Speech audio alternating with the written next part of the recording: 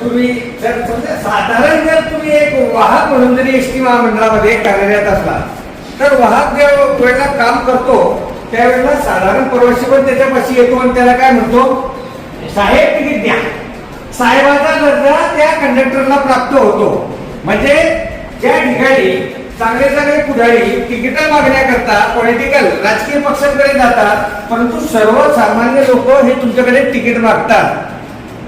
हे तुमचं वाहकाचं महत्व आहे. म्हणजे वाहक म्हणजे साधा नाही, म्हणून म्हणायचं एसटी महामंडळ जिंदाबाद.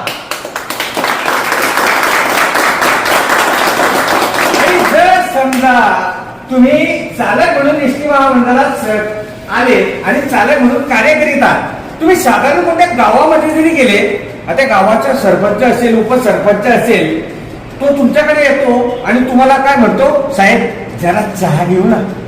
आता चहा घेण्याचा आनंद सरपंच सारखे लोक एका ड्रायव्हरला देतात. याचा अर्थ ड्रायव्हरचं महत्व कमी आहे का? नाही. म्हणून म्हणायचं एसटी महामंडळ जिंदाबाद.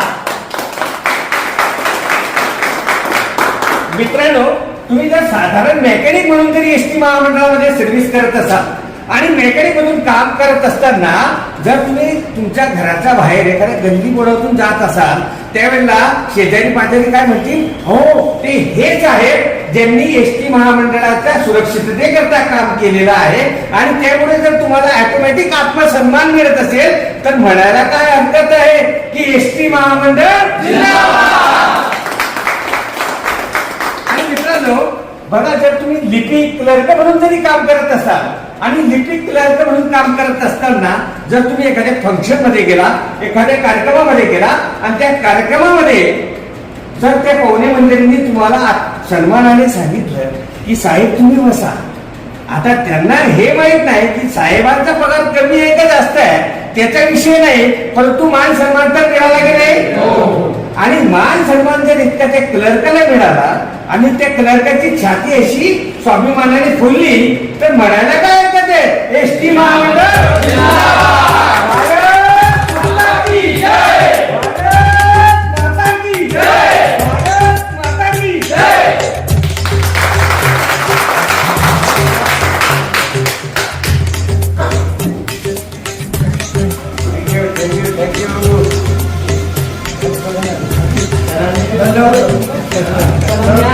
मला